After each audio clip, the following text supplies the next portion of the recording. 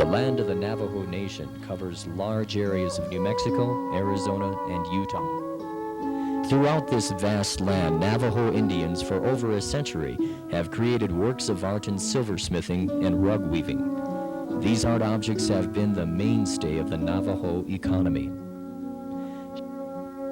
Cherished by Indian and non-Indian alike, Navajo jewelry and rugs are seen worldwide. The trade route for these products usually started at the local trading post. Walter Kennedy spent nearly his entire life trading with the Navajo Indians, and for over 35 years operated the trading post at Dennehotso in northern Arizona.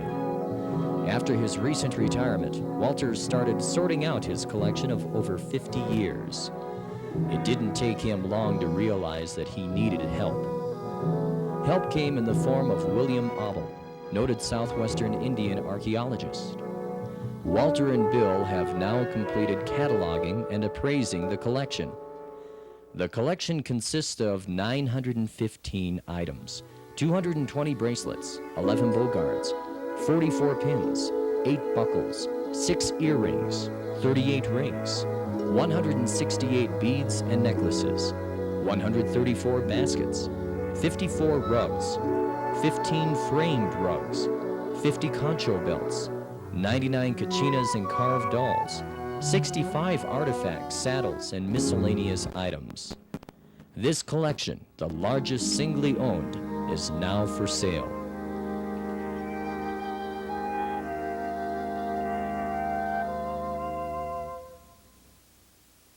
These kachinas are part of the Dennehotso collection you are about to see, which represents 53 years of deep interest in the Navajo people and their changing traditions. The jewelry and personal belongings, as well as ceremonial articles, cover the lives of 5 generations of Navajo families living in the Dennehotso area of northeastern Arizona.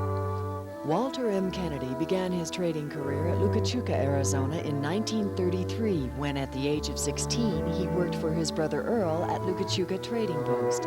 This was the beginning of his desire to collect and preserve the items the Navajo held in high esteem.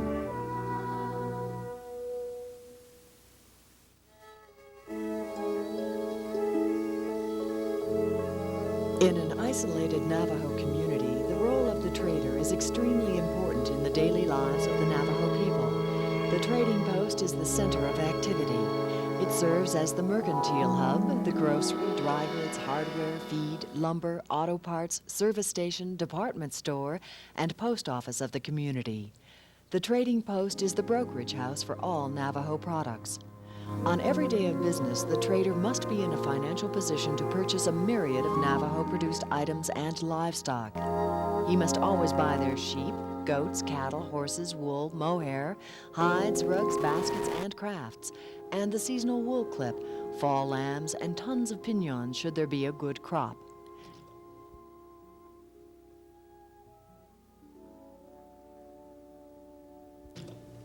The trader serves the community at the pleasure of the federal, tribal, and chapter house governments.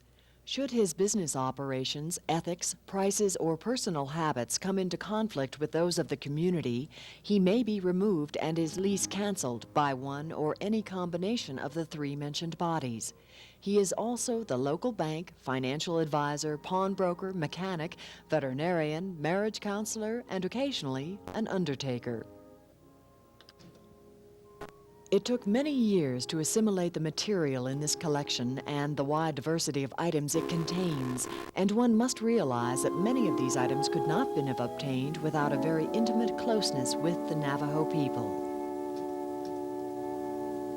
The Navajo were the first silversmiths among all the Indian tribes of North America. The first Navajo silversmith was Atzidisane, who lived in the Crystal, New Mexico area. He made bridles and bits and stirrups, which he traded to the Utes and Paiutes and his fellow Navajos.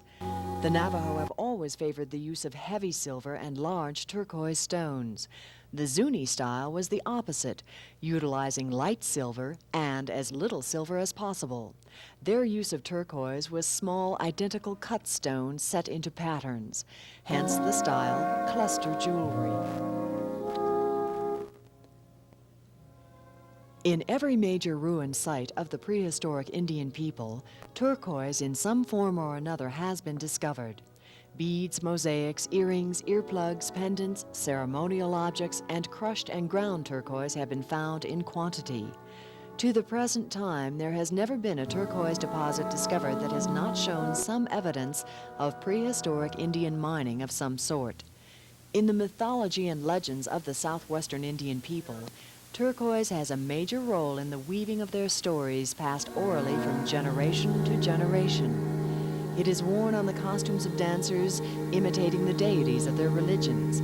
It is used in all healing ceremonies, and it is put at sacred places to appeal to or supplicate their gods. Turquoise is worn with pride and social prestige by Indian and non-Indian alike. Last but not least, to Indian people, it is a veritable walking bank account because it can be used as collateral should the need arise to raise quick capital. This is some of the old first square cut turquoise and keystone cuts and a little tiny stamped bead type thing. Turquoise, of course, was primarily mined by white men who owned the mines in Nevada, and then in turn it was cut and polished, and then in turn it was sold to traders and dealers, and in turn sold to the Navajo. A very, very old Navajo bracelet, and turquoise is very scarce in a lot of different areas on the Navajo reservation. So oftentimes they would take a piece of turquoise from maybe an earring that had been previously drilled. You can see the little tiny drill hole here. A pendant, this had been drilled 2 or 3 different times, and this had been drilled, a little drill hole here, and then they would inculcate it in a new piece of jewelry.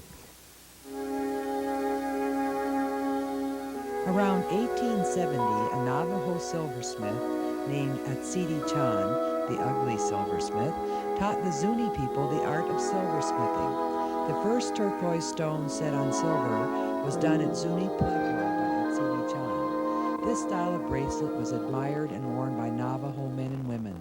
Much trading was conducted between the two tribes for these beautiful cluster bracelets. This is a Zuni cluster pin, very highly prized by the Navajo women. And some of these pins could be huge, and some were in matched pairs. The round turquoise cuts here are circular, almost like what they colloquially call snake eye cuts. And I would say that there's probably more Zuni type jewelry, of the bracelet type, among the Navajo than any other one type of outside jewelry. Bright red and orange coral trade beads were made in Venice, Italy. They were shipped all over the world in the 15th and 16th centuries. The Spanish brought them into the Southwest during the colonization of New Mexico. The Navajo were attracted to these bright-colored strings of coral. Beginning around 1920, there was a great deal of Italian coral reaching the Navajo reservation. The Navajo adapted it to their own liking by adding silver tube beads every few inches and suspending their turquoise jackcloth from the bottom of the necklaces. Even the imitation glass beads were prized by the Navajo. Coral was much more rare than turquoise, and the Navajo went to great lengths to acquire it. High-quality coral in the past as well as today is more expensive than turquoise. Very little old coral beads still exist on the reservation, and they are sought after by collectors. The early Spanish settlers had horse trappings made of silver in the shape of concha shells. In the 1850s, a Navajo raiding party ran off 4,000 head of sheep near the present town of Socorro, New Mexico. In the armed skirmish that followed the raid, a Zuni scout employed by the Army shot and killed one of the raiders.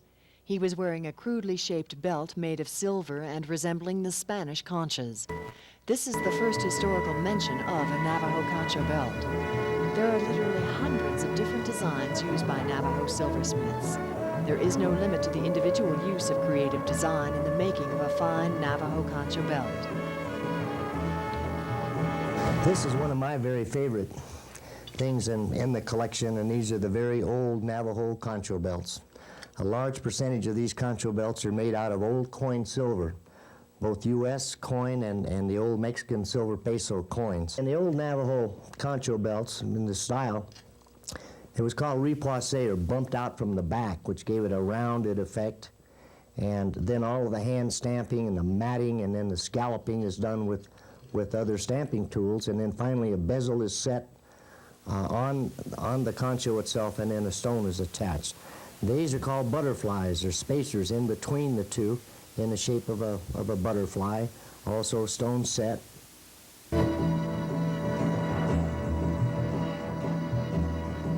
The use of coin silver as decoration on personal articles dates back to the turn of the century. It reached its apex of popularity in the 1930s and 1940s and was seldom practiced by the 1960s. A small copper ring was soldered on the back of a coin, and this was sewn onto the blouse in decorative patterns. Many old trading posts had baskets full of this type of coin button. When a woman was $1 short on a purchase, she merely cut off 4 quarters or 10 dimes from her blouse and finalized the purchase.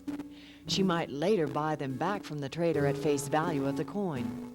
If she had to have new ones made, she would furnish the coin to a silversmith, and he would charge her 10 cents to solder a copper ring on the coin. This part of cultural adornment has passed into history and is rarely seen today. This miniature loom is an exact replica of the larger standard loom used by Navajo weavers. The rug design, half completed, is a 2 gray heels, famous the world over for natural colored wool tapestries. The warp strings are strung vertically and tightly on the loom. The average good quality Navajo rug will have a single hand-spun wool warp of about 300 yards, the length of 3 football fields. The weft yarn is woven across the warp strings horizontally, and by changing the colors of wool, intricate designs are created. The simple weaving tools and the loom are unchanged from primitive times. The loom with the rug still on the frame can be dismantled and moved from camp to camp.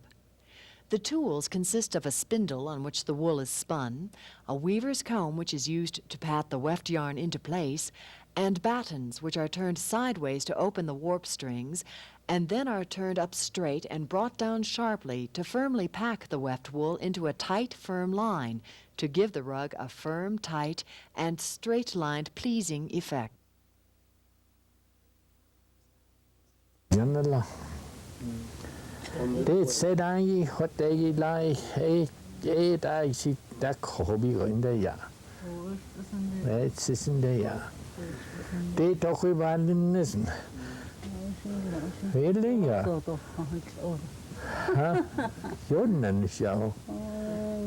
This particular rug is a pictorial rug, as most of these rugs in the collection are.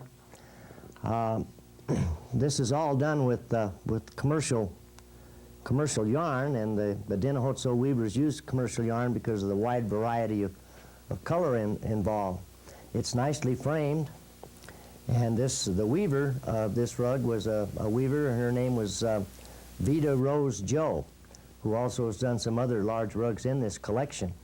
The eagle is very well balanced. The weave is very tight and very well handled. You have the 2 eagles here chasing the cottontail rabbit, and the balance is very pleasing on it. Her use of color is very well balanced out. The vertical lines are straight. Overall, this is a very pleasing effect for a pictorial type rug. Navajo-style bracelets are generally made of heavier silver and larger turquoise stones than the Zuni style. The Hopi use the overlay technique and seldom use turquoise stones. From the early bracelets till approximately the late 1960s, a Navajo bracelet could be identified by the bezel housing that holds a turquoise stone in place. The Navajo bezel was a straight, thin piece of silver surrounding the stone. The Zuni bezel was cut with a jeweler's saw and created a sawtooth effect which held small stones more securely. Most historical Navajo bracelets displayed a wide variety of turquoise, such as square cut, rectangle, round, oval, keystone, marquee, and pillow cut. The squash blossom necklace is a unique example of Navajo creativity and ability to adapt other cultures into their lifestyle and create something that is truly Navajo. The squash blossom is a culmination of many things observed by the Navajo over 300 years of occupation by the Spanish settlers and later the Mexican traders and ranchers. The pomegranate was native to Spain and brought to Mexico. The blossoms of this fruit were copied and made into silver ornaments, which were worn on the men's blouses and down the sides of the pants. The inverted horseshoe shape was a headstall ornament on their horse trappings and were also made of silver. After the Navajo learned to work silver, they combined the blossoms and naja to create a necklace interspersed with round silver beads, and it was a Navajo creation. Some enterprising traders around the turn of the century called them squash blossoms and spun tall tales about fertility and other romantic attributes, none of which had any truth or meaning to the Navajo. Navajo baskets are sometimes mistakenly called wedding baskets.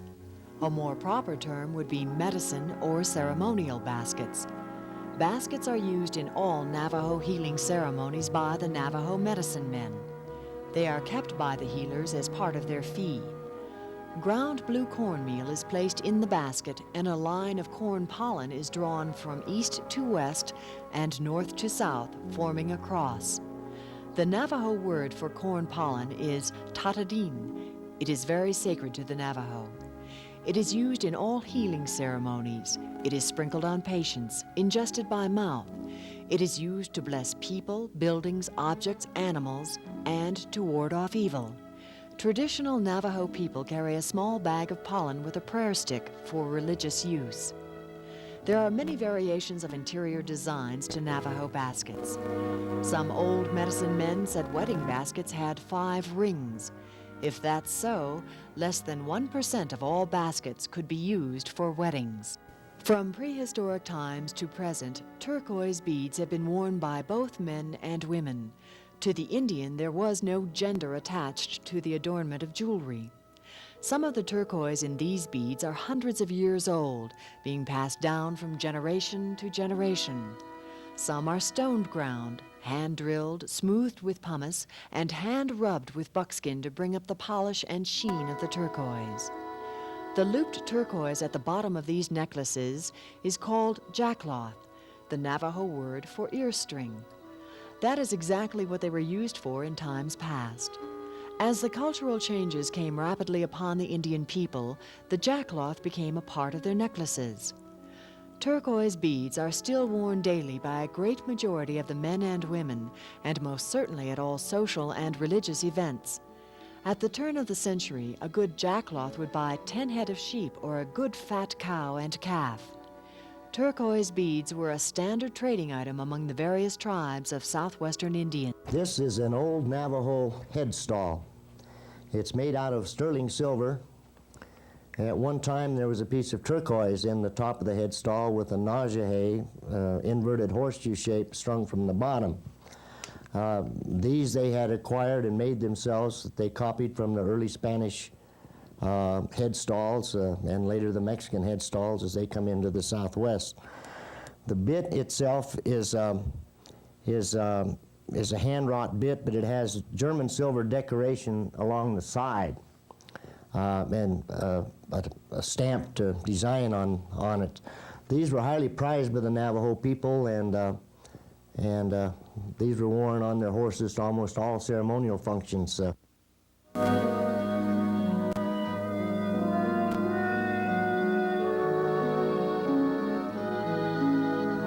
This is a small lady's moccasin, and back when we were selling these, they sold for $5, and the present time it would be they would be worth quite a bunch of money. I never got a pair big enough for me to wear, but the Navajo people have small feet, and they use small sizes. This is a very typical, necessary part of a Navajo man's attire from the turn of the century, and very popular up into almost into the late 60s. It was called a Natani hat, the old high-brimmed hat with a Navajo handmade headband on it. Natani, a Navajo word meaning captain or head man. Hustine's son asked me what I wanted the saddle for. He thought that I'd give him too much for the saddle. And I told him that I was collecting and someday that everybody would be able to see this saddle. And I have kept my promise, I guess. The Yepache dancers are Navajo men wearing masks and impersonating the Ye gods, supernatural beings in the Navajo religion. They dance in teams of 6 to 13 members. There are 5 versions of the Yepache chant. Only one medicine man was believed to know all 5 versions, Hosteen Claw of Newcomb, New Mexico, who was also the first to weave sand painting rugs. The Yepache take part in the Mountain Chant, a 9-day and 9-night ceremony. They appear on the last day of the chant and initiate the young people into adulthood during their ceremony. 3-day chants are also observed in many parts of the Navajo reservation. There may be 1 or more medicine men, a patient to be healed, and the Ye who perform the chant and dance ritual. The talking god with a large eagle tail headdress is the leader. The 2 feather Ye dancers follow. The last figure dressed in black costume wears a bull roar which swings in the air, making a roaring sound to keep evil away during the ceremony. This is a Navajo bull guard. The bull guard, the Navajo word was gato. Originally, they were made to be worn on the inside of the wrist to keep the bowstring from striking back onto the raw flesh. Today, they're worn for ceremonial purposes and social events and so forth. It's repoisse technique out of heavy sterling silver. This particular stone in this is chrysocolla, and the very, very fine detailed stamping all the way around. And most Navajo men who are attending traditional ceremonial events will still today wear a bull guard as a social decoration rather than as the original intent of the protection from a bowstring. This is a very well done piece, probably circa 1920s, and it's very typical of that era of Navajo silversmithing.